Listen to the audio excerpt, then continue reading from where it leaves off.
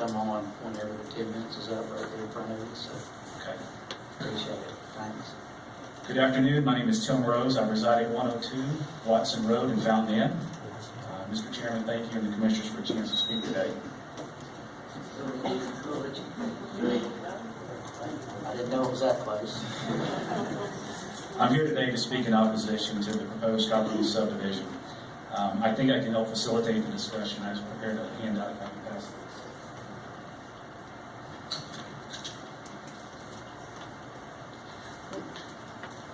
I'd like to begin with the comprehensive plan. While the comprehensive plan is not a legally binding document, nonetheless, it's self-described as being a useful tool to promote and maintain future growth and improve the quality of life for all residents of Greenville County.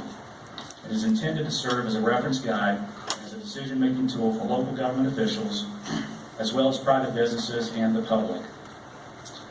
As a county ordinance, the Greenville County Land Development Regulations apply to all parts of the county, including the unzoned areas. This proposal fails to meet the intent of the Land Development Regulations, specifically its inconsistency with the character of the local community. In the November hearing, the Commission staff noted the Subdivision Advisory Committee commented the character of this development is more urban in nature due to its configuration. It does not address the environment. There are no measures identified in this proposed plat to safeguard the 3 wetlands from stormwater runoff or to ensure the water quality of these wetlands. And last, the traffic hazard due to the inadequacy of the required streets. The focus of my objection is the traffic hazard. There's a lack of adequate mitigation to increase traffic hazards due to the proposed density. The proposed alterations are simply insufficient. It is my understanding that DOT has prohibited the plan design to access McKelvey Road from South Shirley Road due to the traffic density or the traffic load on McKelvey. Therefore, all traffic impacts should be accommodated by Woodside Road. This concentrates all new traffic to the intersection of South Shirley Road and Woodside Road. This intersection between Woodside Road and South Shirley Road does not conform to Land Development Regulations. Section 8.1B, Design Standard for Public Roads. No street shall intersect any other street at an angle less than 60 degrees. If I can point that out on page 1 of the handout. On the left-hand side, you will see the configuration that's on the plat. I've taken this directly from the plat. This angle is 42 degrees. On the right-hand side is directly from the Land Development Regulations. If I can draw your attention to page 2.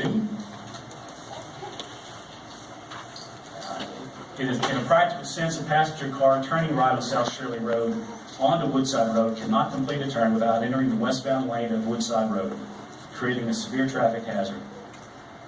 Second, there are no road improvements to Woodside Road shown in the latest proposed plat, corresponding to the addition of the second permanent entrance on Woodside Road. This new proposed plat increases the number of lots from 80 to 95, which further increases the traffic impact. One would reasonably conclude that Commission staff recommendation for road design to meet the requirements of the collector street would necessitate widening of Woodside Road to 24 feet, as shown for South Shirley Road, and likely a need for a turn lane warrant study. Furthermore, the impact of this increased density does not end at the intersection of South Shirley Road and Woodside Road. To handle the increased traffic, Woodside Road should be widened to 24 feet all the way to Fairview Road. I'd like to bring to your attention a requirement from DOT, the Access and Roads Management Standard, Chapter 6, and I quote, "The developer of a site will be responsible for making roadway improvements and installing traffic control devices that may be necessary due to the impact of the new development. This includes the impact to the influence area of the development and not limited to those in front of the development." It is my belief that DOT should perform a turn lane warrant study at the intersection of Woodside Road and Fairview Road. If I draw your attention to the 3rd page of the handout. If we consider recent approved subdivisions along Fairview Road between Harrison Bridge Road and Simpsonville and Highway 418, all developments have resulted in the addition of turn lanes. I have included an illustration of this for your reference. The proposed development should be no exception. And if we look at this, 6 of the 13 intersections between Fairview Road and Harrison Bridge Road and Highway 418 have turn lanes. The 3 that are highlighted in red with the arrows, we have frequent accidents there. The one with the star, just last night on the way home from work, there was an accident at Neely Ferry Road. Last, I'd like to address the matter of traffic on Fairview Road. If I can draw your attention to slide 4. In May and June hearings, the DOT traffic data for Fairview Road, south of Highway 418, was presented by Commission staff. I personally was in disbelief of the reported data and subsequently contacted DOT. During the last week of June, DOT performed a traffic study along Fairview Road between Fairview Church Road and Highway 418.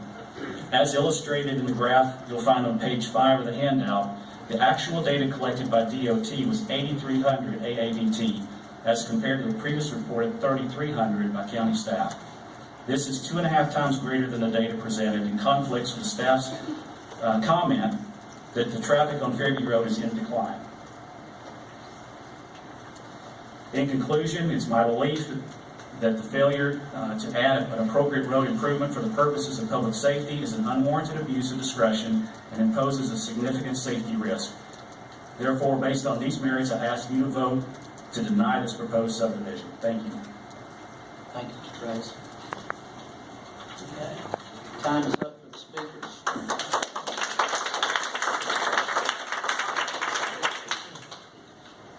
Commissioners, questions, discussions for staff? I do have a question, either for Mr. Moore or the last gentleman that spoke. You talking technicalities with a bunch of DOT things that weren't these addressed at the SAC committee, or are all these findings new? Either gentleman. Because both of you talked about the roads need to be widened to meet regulations, yet The regulations are very distorted. You have to go and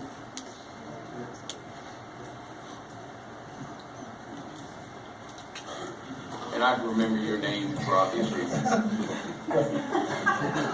we've seen each other enough, right?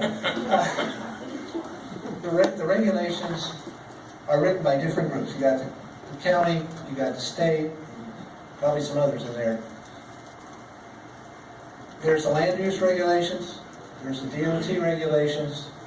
The DOT regulations are that thick, and believe me, we've read most of them. And if somebody doesn't familiarize themselves with all of them, it's very easy for something to be overlooked. Because, well, make it real honest, we've been here 4 times and we've just discovered some of this stuff in the last month. Because you're hearing different stuff. So, is it easy? I can assure you the job of the county and the people looking at this are very, very difficult. I'm not sure I'm answering your question. But the regulatory issues, the technical issues we brought up, do follow a thread through all the regulations. Some of them are word for word, the county and the state. Some of them are purely state, saying the county should do this, but you can't find anything in the county. Now, the way you're organized, with the county people looking at the county stuff, and the state people showing up at the subdivision advisory group, which is really a good thing to do, don't necessarily connect the pieces. So if you read the state regulation around that road, Fairview Woodside Road, there's nothing in the county that says they have to meet DOT requirements. The state does, because of the number of cars on it now, with 950. So I wouldn't expect the county person to say anything about it, because it's not their purview. So, does that answer your question? It's very disjointed. I just wanted to know where the new findings came from and what they were based on. It comes from reading the title code of the DOT, the state law, and county regulations. Okay, thank you. Okay, any further questions of staff or speakers? I have a question for staff with regard to this 42 degrees versus the 60. That would be for anything that's existing, or would be new construction? The regulation that was referred to is for new construction. Of course, this county road is in existence already, so the provision that was referenced would not apply because it pre-existed. It would be a nice to have, but not a have to have. Anything new would have to meet that standard. Okay, thank you. Okay. Any further questions?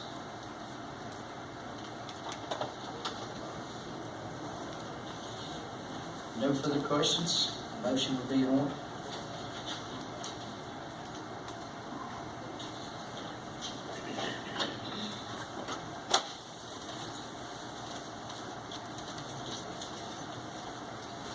Do we have a motion?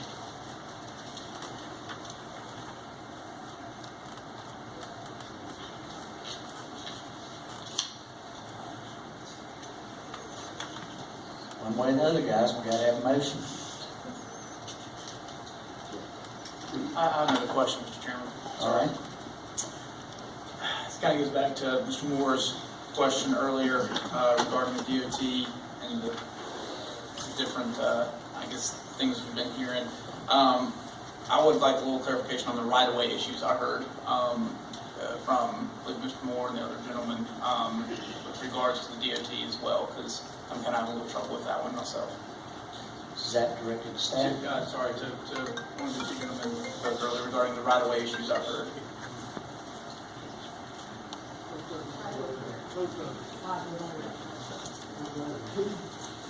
I'm sorry, on Mr. Harrison, which right away are you referring to? Shirley. I believe y'all mentioned right away along Shirley Road. Right. So if I can draw your attention to the right of way is at this, inside the intersection. It's the one on the page 1 of the handout I gave you. In order to make that angle less than or greater than the 60 degrees, which is specified in Greenville County Land Development Regulations, it would be necessary for the developer to obtain a right-of-way on the inside of that intersection so that the angle of that could be lessened, or made greater, excuse me. Right. So it's my understanding that from the November minutes, that the developer was unable to obtain a right-of-way there from the property owner, and so there, it was passed, say, or given a pass, saying it was unnecessary to do that. And I'll still, whether this is current or new development, this is a safety hazard. You have no line of sight for that intersection. I appreciate that. That answers my question. Thank you. Okay. Any further questions? Can I get a clarification from staff? Sure.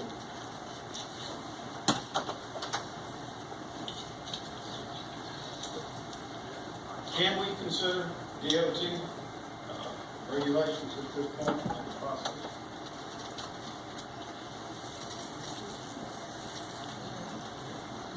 The short answer is yes, you can. I spoke with a DOT representative on the subdivision advisory committee meeting today. He didn't have any further requirements for this project based on the fact that there's no frontage or no access, I should say, to state roads. Is he aware of everything that was just said? Yes, sir. He's attended all the previous meetings. He's very familiar with the project. Thank you.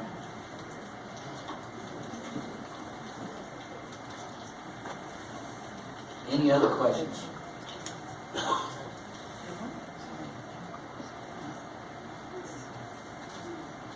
Would you like to be called on?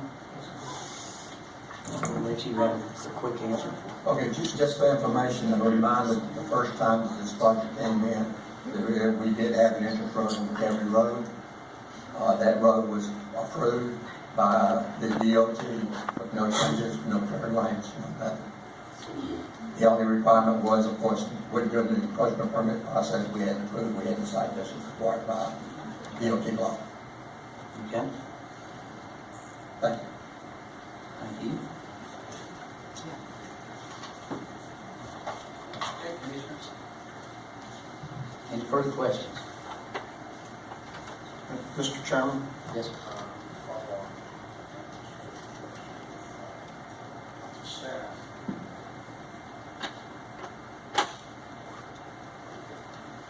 Is this on now? Oh, okay.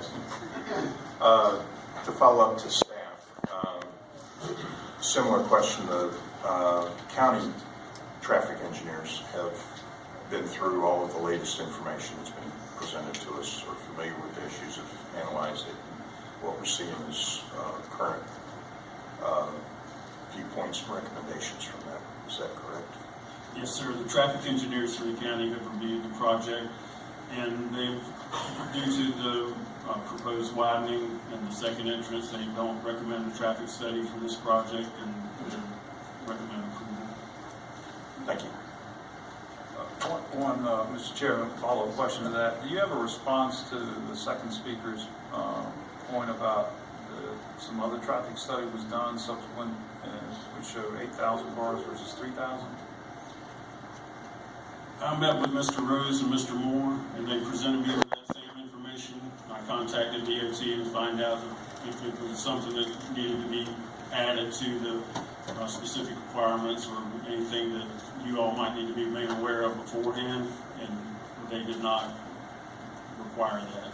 So DOT did do a special traffic count, and they came up with the numbers that Mr. Rose indicated. But other than that, they're in line with I think the traffic stations around there. The one that he was referring to that was low is about a mile and a half south of the proposed project, and I'm not clear what previous staff have said in regards to that station. There was a study done at some time previous that showed roughly 3,000 cars going through this or near this neighborhood, and now there's one that says 8,000? No, not exactly.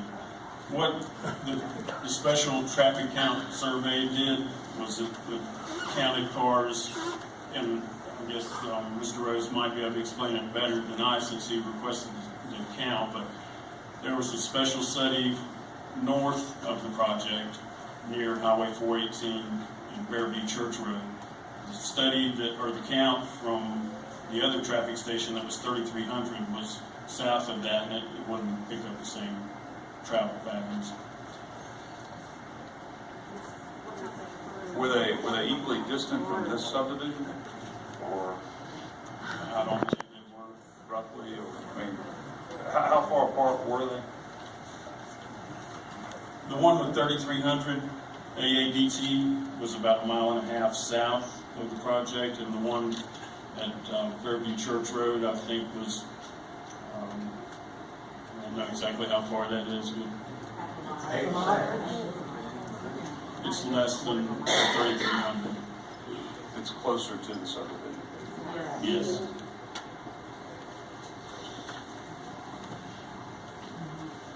Okay. Any further questions?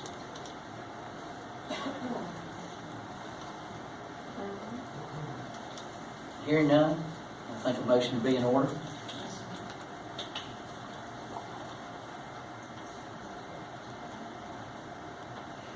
Mr. Chair, I may like what I hear from the crowd, but by all the technical aspects of this request, even though I technically did not want to see this go through at the last time, this developer has met every single thing that has been asked for the subdivision technically. I'm trying to find a legal reason in this information y'all just provided, but I see nothing here, and I have to go with staff recommendation to approve this subdivision. That would be my motion. I can't find anything here that tells me in this new or old information, according to staff recommendations, that it's been missed. While I do not personally like what I see, technically, I don't think there's anything I could do other than make a motion to approve this request as recommended by staff. Okay, we have a motion, second. Mr. Chairman, Yes, sir. I too stand in the same way that Mr. Moore stands, but this being an unzoned area and it being all with the developer following all council requests and all regulations that the county requires, I have no choice other than to go forward with this and myself, and I second his motion. Okay, we got a motion and a second. Any further discussion? Hearing none, all in favor say aye. Opposed? Motion carries. Okay. Final development plan. The first one is administrative